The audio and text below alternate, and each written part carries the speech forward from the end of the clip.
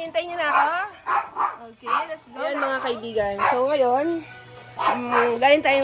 galing tayong simba. Kaya ngayon lang tayo nakarating rito sa bahay para pakainin sila. So, muli, pasensya na mga babies ha. Sorry ha. Nalita ko. Okay. So, hindi ako yung madalas na gumagawa nito. Ang mama ang madalas na gumagawa nito. Kaya sa mga nag-aalaga ng mga babies, ng mga fur babies, salute. Kasi napakatyaga, diyan talaga lumalabas yung tuloy na pagmamahal, yung tiyaga, yung pasensya. Siyempre, di ba? Tawag dito, lilinisan mo, liliguan mo, i-injectionan mo. So, everything parang baby. Madalas nga basigit pa, di ba? Konting lagnat, ang daming gamot and everything, tapos ang mamahal pa. Kaya, pray lang tayo ng pray. So, ngayon, nag-aantay ng ating hugasin. Ilan lang to? Ilan lang to? Kasi may sahig pa. Ayan, hugasan pa natin yun. Para maging amazing at clean palagi mga babies. Tama ba yan mga babies? Yeah? Yes. Okay? Uy, talaga oh. So, let's go. Umpisa na natin. So, ayan, nabawasan ko na yung kanin. Kasi yung isa, dahil konti na nga lang yung manok, so yung ibang kanin, inihalo ko sa manok. Lalagyan din namin ng kalabasa, ng sitaw, pati ng sayote. Kaya lang medyo mahal ngayon ng sayote. Kaya absent muna siya for today's video. Ilalagyan din namin ng malunggay, paminsan-minsan, kapag walang barley. So, alternate. Malunggay, barley. So, ito yung barley na ibinibigay namin. So, ito ay pure organic barley. Nakita ko rin na maganda rin to sa kanilang bituka, sa kanilang digestion, 'di ba? Sa mga dogs din kasi, 'di ba? Kapag may kati-kati, may mga galis-galis o ano man yung may parang kamot-kamot, sa mga dahilan pwede yung kanilang sikmura o yung kanilang tinatawag na GUT o yung gut nila. Yung gut nila na hindi healthy, ganyan. Siyempre, gusto natin lagi silang healthy at ang lungkot kapag yung mga babies natin ay may sakit. So, ilagyan natin ito para at least merong supplements, ganyan. Marami pang research na tinitingnan. Kunwari, titingnan mo, pwede ba ang mga gantong gulay sa kanila, ganyan, para at least safe.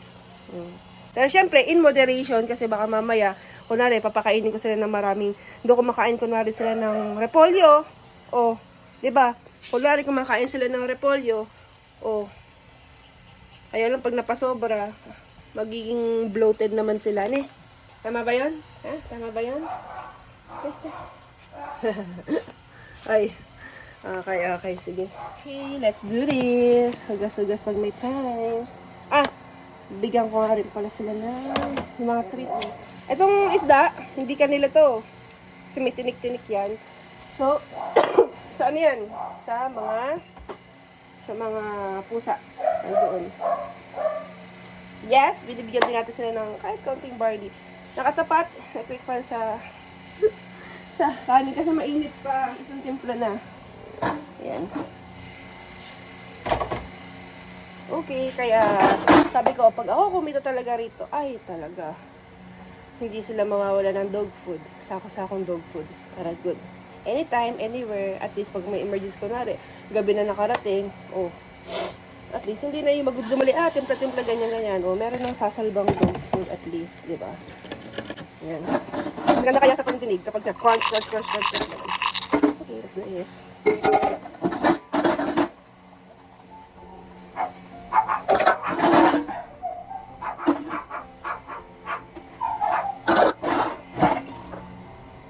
Tapos nung wala pa akong asawa, syempre, andito lang ako sa bahay. Wala kaming ginawa kung mag-banding ng mga doggy dogs. Minsan, kakanta ako. Syempre, pilingera ako. Ganyan, mga kanta-kanta ganyan. So, lahat sila nakatino sila sa akin ganyan. Pagkatapos na yung kanta ko, ayun, tulog na silang lahat. Tinulugan nila ako. So, siguro may calming effect yung boses ko. Syempre, pilingera ko lang yun. Kahit na dog sila, nararamdaman mong love ka nila, loyal sila sa'yo, at sinusupport ka nila. Ito yun. Kung usapang aso ang pag-uusapan natin, wala pang isang araw. Diba, Ate Jam? Si Ate Jam kasi, siya yung nagbigay ng aso sa akin. Unang-una si Copper. And the rest is history. Cotton, and then binigyan niya si Nacho, then binigyan ako ni Papa na si Nacho, para nga may partner si Cotton. Tapos binigyan ulit ako ni Ate Jam ng isa pang dog-dog. Kapatid ni Cotton na ibang batch naman, si Milky naman. And the rest is history. Ayan, susunod na episode first. Kaya wala dito mga aking anak, tapos sa aking mga kiddo, para bantayan kasi pag ako yung nagpakain na nito, may gawin shampoo. Oh, mahirap. Hindi ko sila nakikita. So ngayon natapos na tayong maghugas. Yung susunod naman, timplahin natin yung pagkain nila. And then, yung sahig na.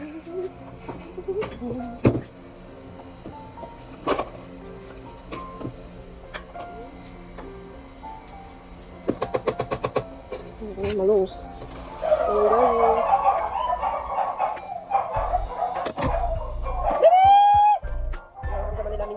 Minimekos-mekos ko yung pagkain nila.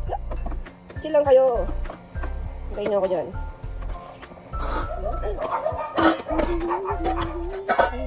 Ay!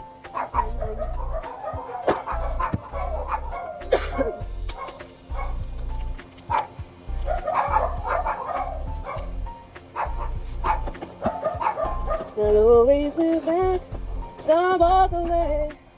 It's never even... Ay, wala. Magaling, kumapal pa. Ito, hindi ko mag-iwan.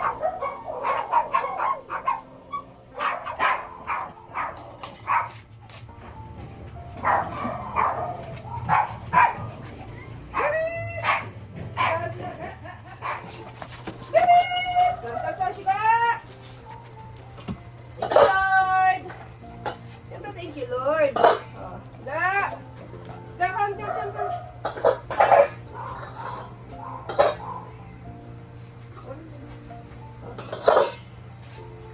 Ito na nga, ito naman yung sa pusa natin.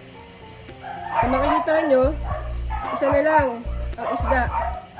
Tatlo yan kanina. Mga kaibigan, tatlo.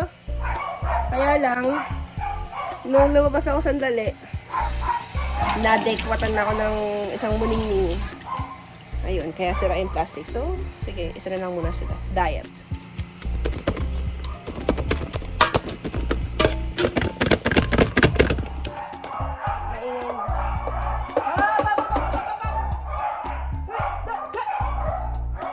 Kasi pagkuha ko, aray, bigla akong kalmutin. Bigla akong kagatin. Sobrang gutom nila. Tama na nilang fried chicken yung kamay ko. Alam nyo, ang mga to, tinatahulan yung mga pusa.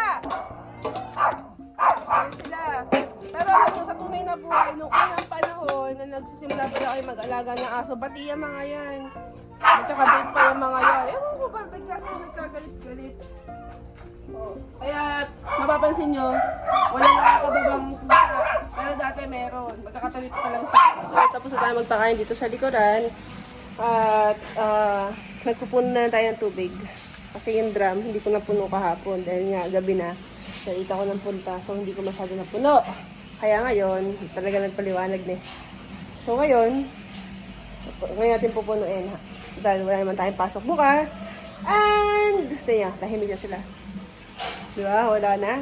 Wala nang nag-iingay. Sa mga babies, may pinupuno tayong tubig.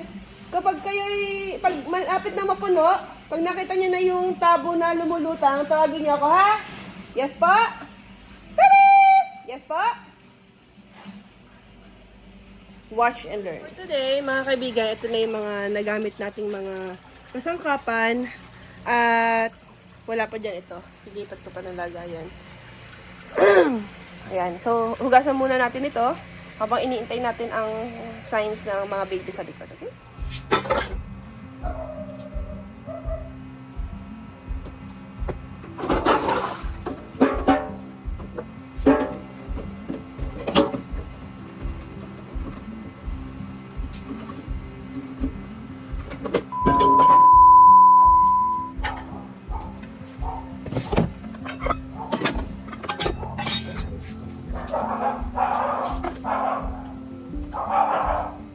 Diba? Kahol ng galit.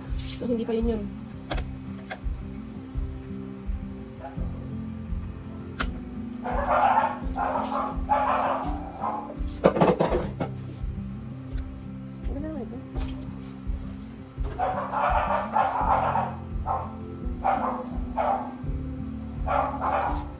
Ngayon.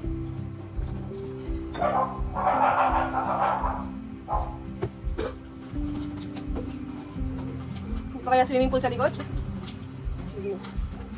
2,000 years later.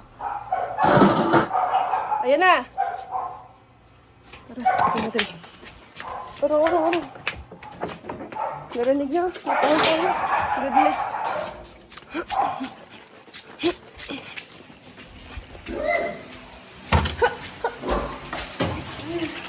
Oh, see? O, diba? Tuntua naman kayo. Thank you! Babies! Babies! It's okay. Ano, okay? Pasensya na, ha? Kasi kala ko pusa kanina. Diba? Kanina pa pala to. Eh, diba kanina pa sila tumatahol? Ayan. So, huy! Sa susunod, huwag natin paabuting maging swimming pool ang likod. Silang, para sa kanila talaga yan. Yung electric fan na yan. Talagang pinagpagurang ko yan, tinrabaho ko yan, para mabigyan sila ng magandang kinabukasan. So, sa ngayon, maglinis na tayo. Shh! Okay, Mingay! Shh! Mingay!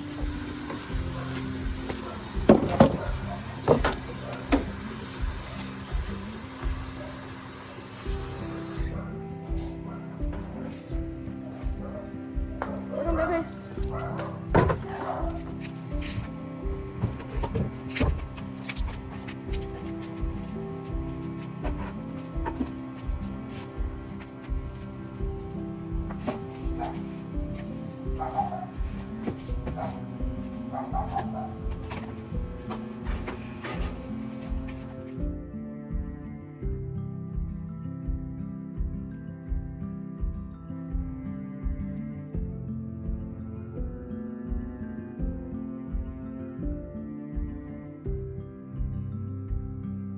Kaibigan, so done na tayo for today's video. Nakapaglinis tayo and everything. So, kahit paano, nabawasan naman ang ano, diba?